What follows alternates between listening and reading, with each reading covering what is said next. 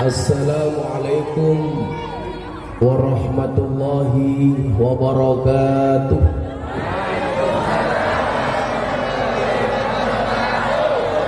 Alhamdulillahi rabbil alamin wa kafa. Assalatu wassalamu ala sayyidina Muhammadinil Mustafa wa ala alihi wa sahbihi ahli sidqi wal wafa.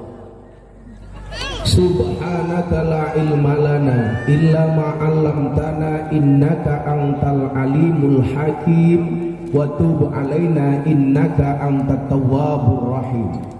Rabbi shrah li sadri wa yassir li amri wahlul 'uqdatam min lisani yafqahu qawli, amma ba'du.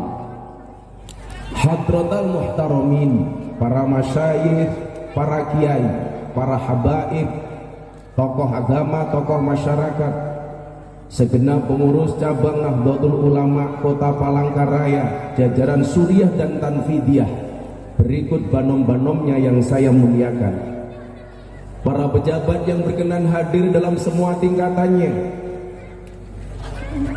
wabil khusus Bapak Wali Kota, segenap jajaran Forkompinda, TNI Polri, baik dari Polda maupun dari Kota Palangkaraya yang saya hormati, segenap panitia pengajian yang saya banggakan, kaum muslimin wal muslimat rahimakumullah.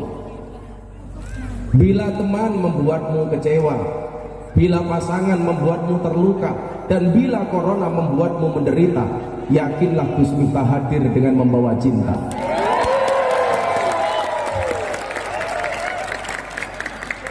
Cintaku padamu memang tidak seindah surat cinta untuk Starla, tapi yakinlah cintaku padamu lillahi ta'ala.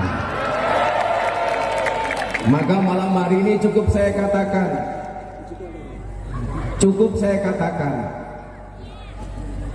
beli pepaya keliru duku. Hai orang Palangkaraya, I love you.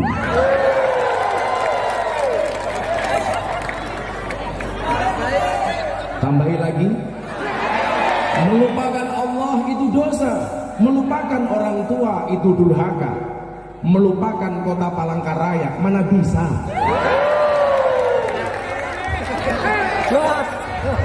Tambahi cangkemmu.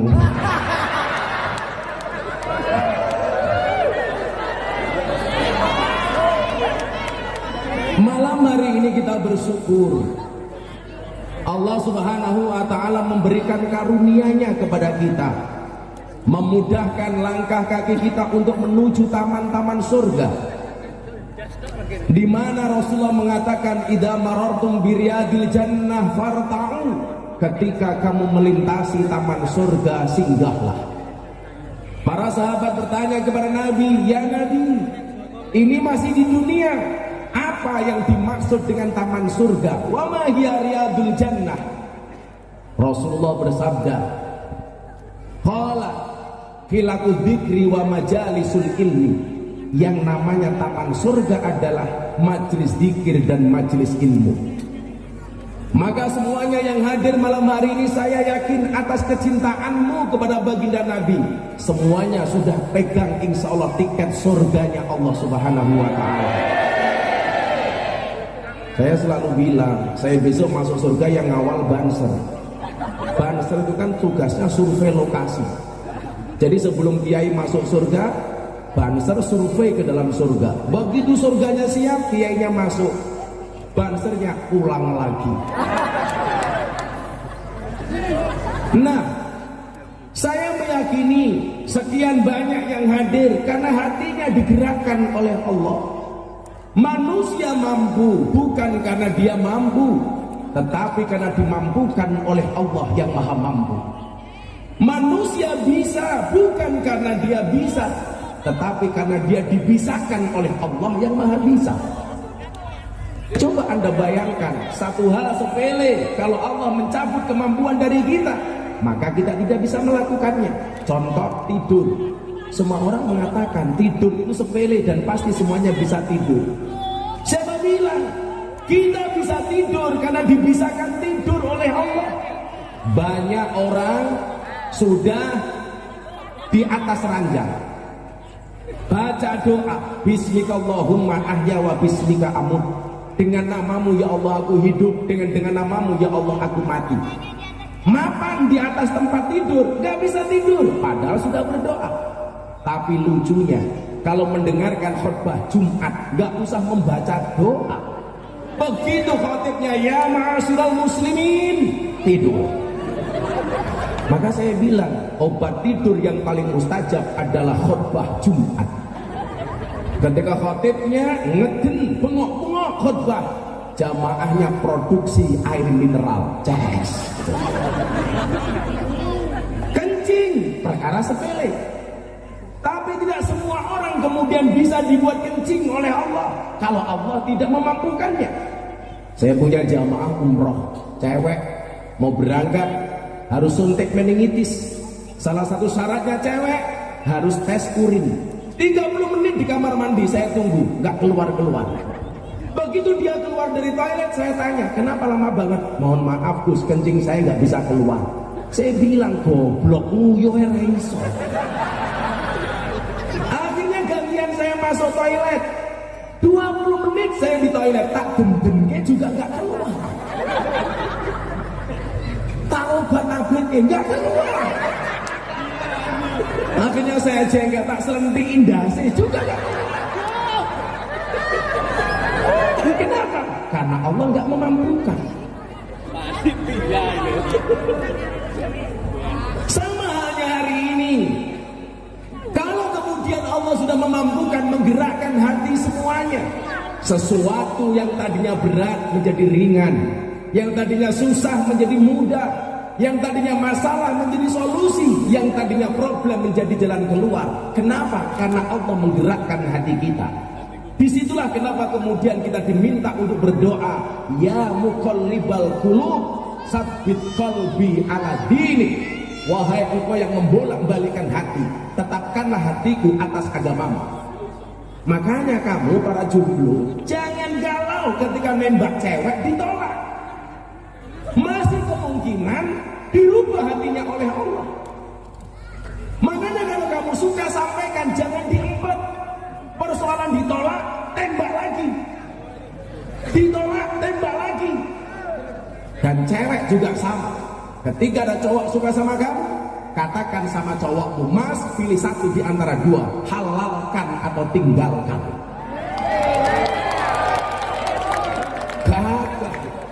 Kamu cowok nggak usah galau. Niat tembak, niat nikah. Ditolak, tembak lagi. Malah galau. Aku nganan, kamu ngiri. Akunya bertahan, kamunya lari. Tapi ya kasihan sih. Nyamuk saja ditepuk pakai 2 belah telapak tangan. Masa cintamu bertepuk sebelah tangan? Tapi santai, sejomblo-jomblonya kalian pasti akan berakhir. Amin. Di mana berakhirnya? Kalau tidak di pelaminan, minimal di pemakaman.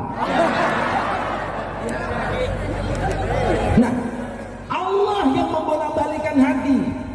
Begitu banyak orang yang niat hadir, tetapi karena satu persoalan nggak bisa hadir. Mungkin ada di antara kita yang sebenarnya tidak mau hadir, tetapi Allah menggerakkan hati kita untuk hadir. Saya tadi punya kawan dari Mabes Polri, Bang Taslim. Sore bilang, mohon maaf Gus, saya malam nggak bisa ikut mendampingi ngaji. Kenapa? Saya ada tamu. Allah merubah takdirnya. Tamunya nggak datang, akhirnya ikut ngaji. Pak Wali Kota mungkin niatnya nggak hadir, tapi tahu jamaahnya datang, hadir, kan lumayan. Ini Allah yang membolak-balikkan hati. Saya ingat betul ketika saya melamar calon istri saya, saingannya 3 orang, 1 anggota DPR, 2 polisi, 3 kepala desa. Gus minta pengangguran. Saya pede lamar. Saya bilang, kalau Allah menghendaki, Allahumma la mani'a lima a'taita wa la mu'tiya lima mana'ta. Orang sedunia nolak, Allah berkehendak. Orang sedunia kalah sama kehendak Allah. Orang sedunia menghendaki, Allah menolak. Allah tetap menang daripada kehendak manusia. Indonesia membuli Miftah gara-gara wayang, Allah menghendaki Miftah kena mental. Saya bilang jangan ketawa ketiwi. Kenapa? Karena saya memperjuangkan nasib para dalang. Saya lebih baik menjadi lilin, membakar dirinya hancur, nur, tapi untuk memberikan penerangan bagi orang lain.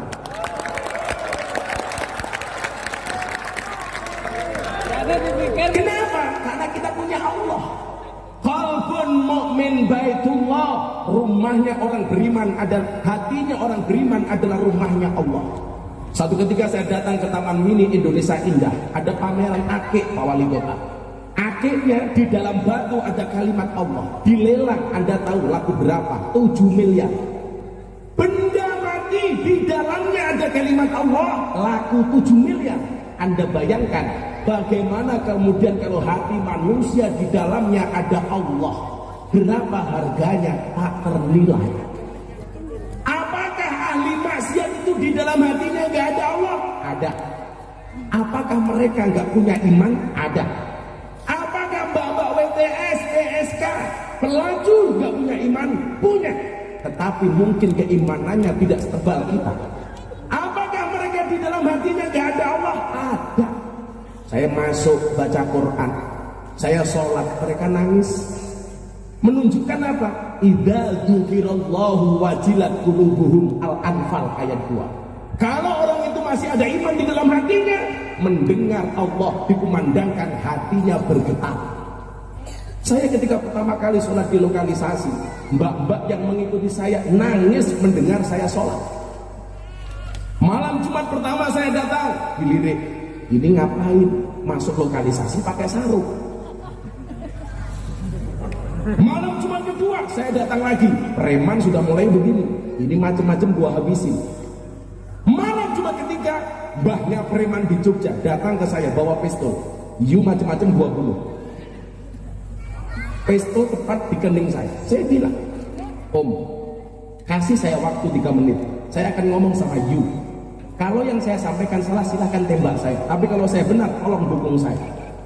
Akhirnya saya dibawa masuk ke sebuah ruangan, saya diinterogasi. Tujuan kamu masuk ke sini apa? Saya bilang, Om, sebaik-baiknya tempat ada buruknya, maka seburuk-buruknya tempat harus ada baiknya. Sebaik-baiknya orang pernah berbuat buruk, dan seburuk-buruknya orang pasti bisa berbuat baik. Dan saya pengen menyalakan lampu di tempat yang gelap, menyapu di tempat yang kotor. Kalau Om setuju, saya akan ngaji di sini. Sunan Gunung Jati, mohon maaf, Sunan Derajat mengatakan, wenono ageman marang wong wudo, wenono tongkat marang wong buta.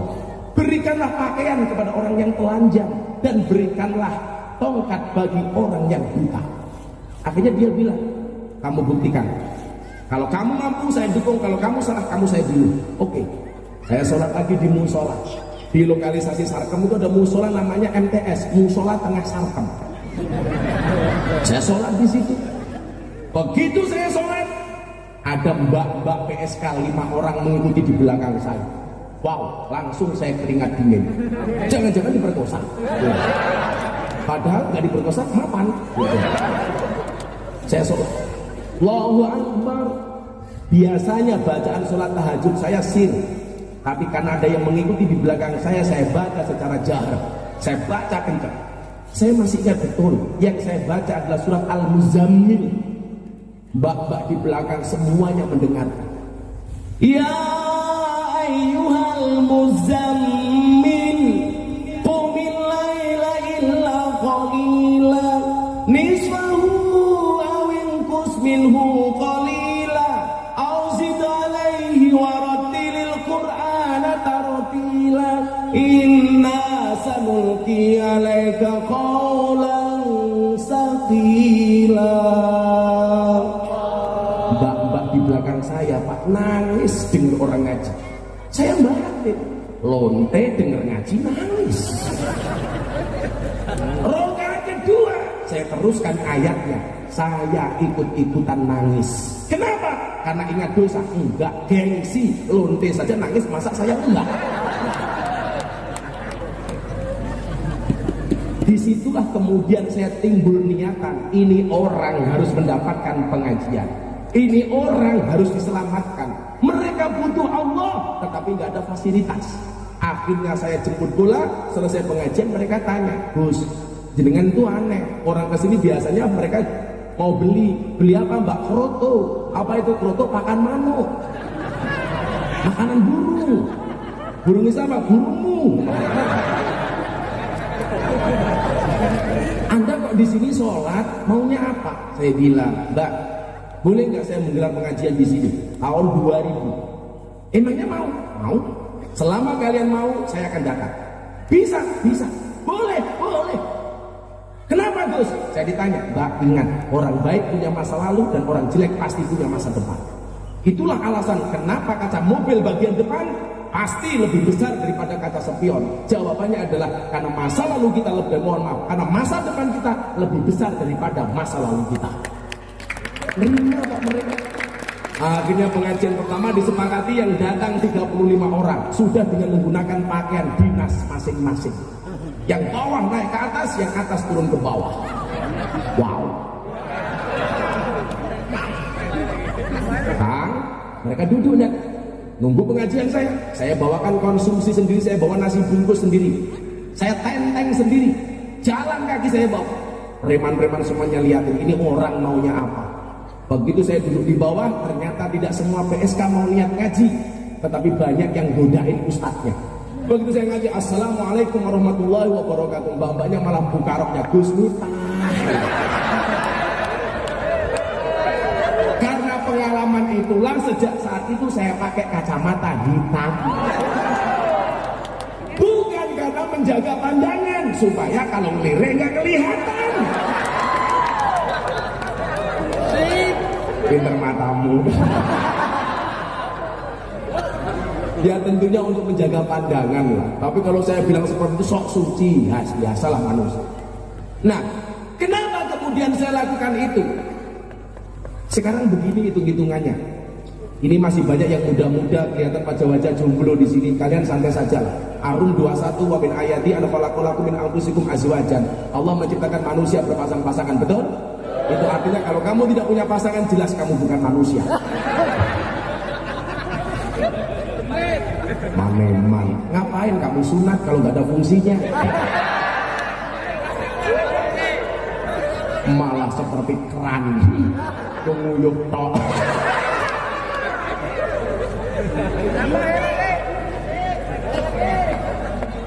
Coba kita hitung-hitungan begini. Saya tadi bilang orang baik punya masa lalu, orang jelek punya masa depan. Kali ini kalau Anda mengatakan diri Anda baik, siapa yang bisa menjamin Anda bisa mati dalam keadaan baik? Tak ada. Maka bagi orang yang sok suci, Allah mengingatkan di dalam Al-Quran, fala tuzakku anfusakum huwa a'lamu bimanit taqwa. Kamu jangan merasa sok suci, bro. Dia Allah yang paling tahu siapa di antara kalian yang paling bertakwa. Maka saya mengatakan, ahli maksiat yang khawatir dengan kemaksiatannya lebih baik daripada ahli ibadah yang sombong dengan ibadahnya. Pada akhirnya surga itu akan ditempati oleh ahli maksiat yang mau bertobat, bukan orang yang sok suci namun pada akhirnya tersesat. Betul? Bisa jadi dosamu sebesar kapal, tapi yakinlah ampunan dan maghfirah dari Allah lebih luas dibandingkan lautan. Gak ada yang bisa menjamin kamu hari ini baik, matinya dalam keadaan baik. Siapa yang bisa menjamin? Saya tiap hari sudah pengajian, Gus, gak jaminan. Saya sudah umrah 30 kali, Gus, gak jaminan. Saya sudah sedekah banyak, gak jaminan. Siapa yang bisa menjamin? Itulah alasan kenapa Nabi Muhammad, walaupun dia dijamin masuk surga, Nabi Muhammad itu maksum. Artinya apa? Tidak mungkin berbuat dosa dan baginya pasti surga. Tetapi dia tetap mengucapkan ihdinas siratal mustaqim, tunjukkan aku ke jalan yang lurus. Kurang apa Nabi Muhammad? Maka saya kaget. Seminggu setelah Deddy Corbuzier masuk Islam, saya ajak Jumatan di Masjid Bintaro. Pulang, begitu wartawan pulang, saya berdua sama dia tanya, mau syuting podcast waktu itu. Bro, saya mau tanya satu hal sama ibu. Apa mas? Bagaimana cara saya bisa menjaga iman? Kaget saya. Ini masuk Islam baru seminggu, kenapa? Dia bertanya bagaimana caranya menjaga iman. Akhirnya saya tanya, kenapa kamu tanya bagaimana cara menjaga iman? Gus, denger enggak? Tadi pas Jumatan, khotibnya bilang, ya ma'asyiral muslimin, bertakwalah kalian semua kepada Allah, dan janganlah kalian semua mati kecuali dalam keadaan Islam, kecuali mati dalam keadaan iman. Bagaimana saya bisa menjaga iman? Saya waktu itu Pak nangis. Ini orang baru masuk Islam seminggu sudah tanya seperti itu. Kita yang setiap tahun, setiap hari Jumatan nggak pernah bertanya. Kenapa? Karena kalau Jumatan tidur. Ini si botak tanya. Dan setiap kali Dedi tanya, saya harus bisa jawab. Masa gondrong kalah sama gundul? Kan aku malu. Dedi itu kan apa-apa bisa, nggak bisa cuma satu, nyisir rambut. Saya bilang akhirnya sama dia, bro, benar aku yang mengajarkan Islam kepadamu, benar aku yang menjadi wasilah hidayah untukmu. 8 bulan dia belajar agama sama saya. Benar aku yang menuntun kamu syahadat sehingga kamu jadi seorang mu'alaf. Tapi yang perlu kamu tahu, jangankan menjaga imanmu, menjaga imanku saja aku tak mampu, menjamin imanku aku tak mampu. Ingat Dedi, selain memberikan iman, Allah memberikan ujian dan cobaan namanya setan. Innahu lakum aduwwum mubin. Setan itu musuh kamu yang paling nyata. Dan yang perlu kamu ingat, setan tidak mencuri rumah, setan tidak mencuri mobilmu, tidak mencuri sertifikatmu, tidak mencuri depositomu. Tetapi setan senantiasa mengintai imanmu dan berusaha mencurinya darimu. Kenapa? Karena setan tahu harta yang paling berharga bagi seorang mukmin adalah iman, bagi seorang muslim adalah iman, dan kamu harus berusaha menjaganya. Bingung dia, oh begitu ya, kamu menyesal, ayo murtad lagi, buka ya. Artinya apa? Nggak ada di antara kita malam hari ini yang bisa menjamin kamu lahir dalam keadaan Islam, pasti mati dalam keadaan Islam. Siapa yang bisa menjamin? Oh, saya pengurus PCNU, gak jaminan bro. Ini rompinya NU masuk surga, rompinya orangnya embuh. Maka coba kita lihat dalam lembaran sejarah. Kopinya mana ya? Oh, di sini. Di mana-mana kopi itu pakai cangkir, kopi pakai gelas, goblok. Udah dingin lagi. Gak daun loh, katanya di kota. Ini untuk Pak Wali aja. Allahumma kopi panas, Al-Fatihah.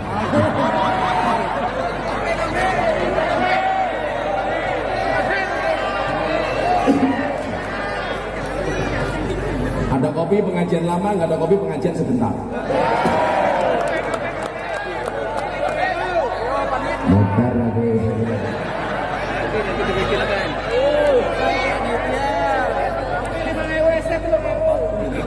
Oh, malah diregani kopi 5.000, es teh 3.000. Itu susu malah kayak germol nih. Shallu ala Nabi Muhammad. Ini mumpung yang hadir saya lihat wajahnya banyak yang muda-muda, kecuali yang depan-depan tua-tua gitu ya. Jadi ya begitu wis tua jilbabnya pingan, menjijikkan.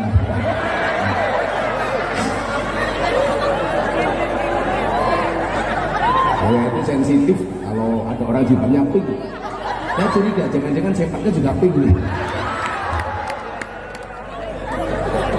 Oh, dong. Waduh, doa. Sorry ya, kan kamu sudah tua. Gak mungkin aku suka sama kamu. Kan sudah pada luar sana.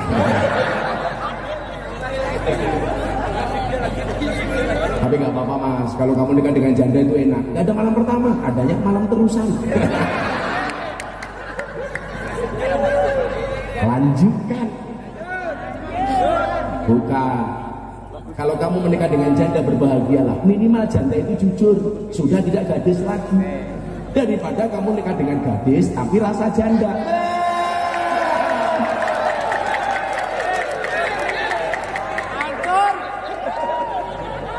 remuk sungsung. Ngomong janda bengok-bengok info masih info. Sing kacuk masih.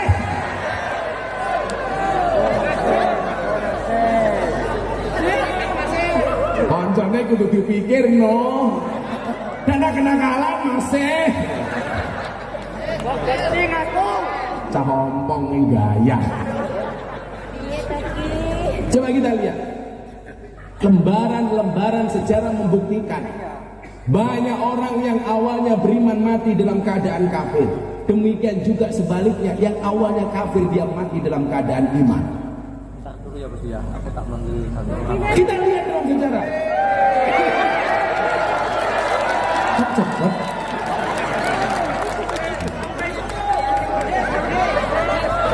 Pak Wali Kota, jadi orang itu kayak kopi saja. Gus Miftah itu kayak kopi, pahit sih, tapi banyak yang mencintai. Maka malam hari ini saya katakan sama orang Palangkaraya, cintaku padamu seperti air kencing di dalam kolam renang. Maksudnya apa? Wujudnya tidak nampak, tapi hangatnya bisa dirasakan.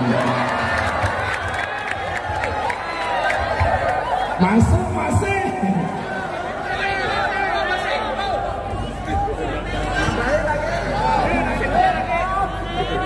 Bocah kami rondo yang ngopong, santet meteng.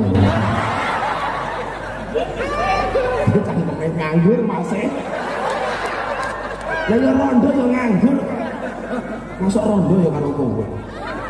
Wis sing rondo tak dongake.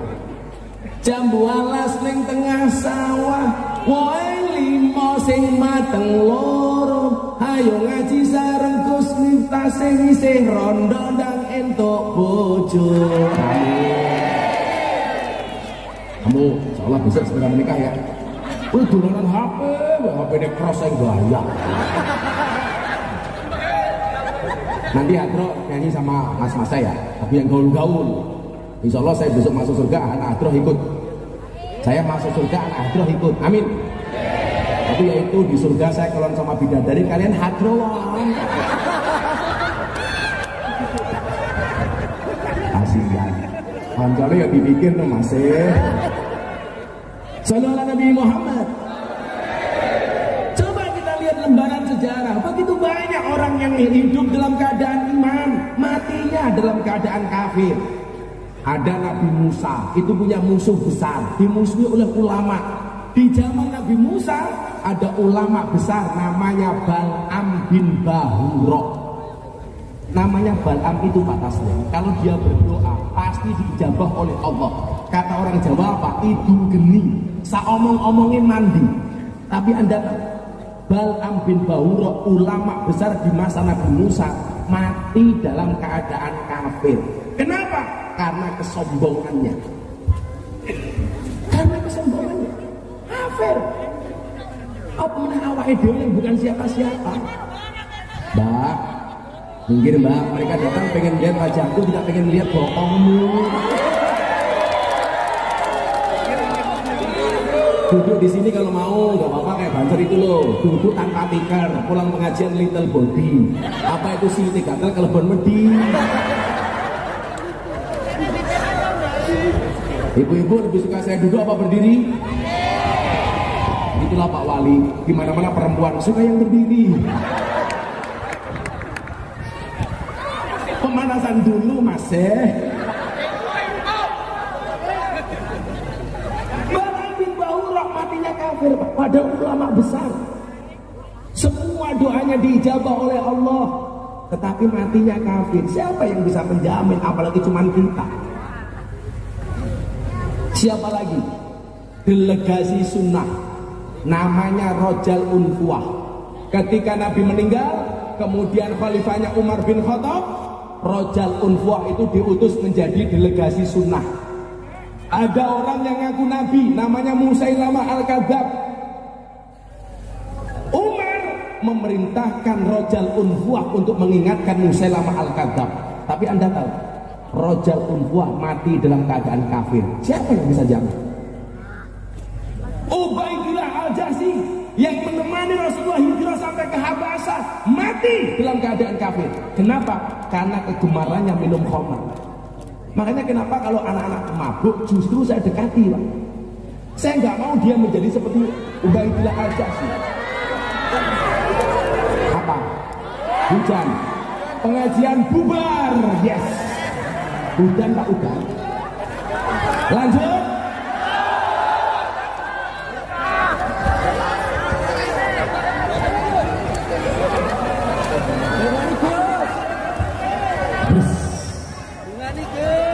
Alhamdulillah.